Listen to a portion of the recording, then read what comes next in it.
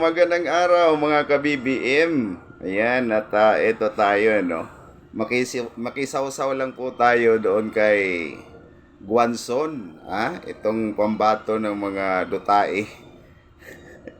Guanzon po, oo, trending yan ngayon sa kanyang pagwawala sa mall, Isang mag-asawa po ang kanyang binulyawan, sinisigawan, dahil sa ito daw si Guanzon, itong pambato ng mga dutae, ay umubo.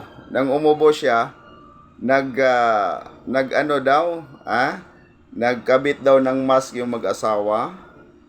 Oo, kaya galit na galit siya dahil kung may sakit daw siya, hindi naman daw siya papasok ng mall. Ganun po, ano? So, nako, talaga naman si Madam, normal man yan dahil sa pandemic. Dahil dumaan tayo sa pandemic, may mga tao talagang magkakabit ng mask.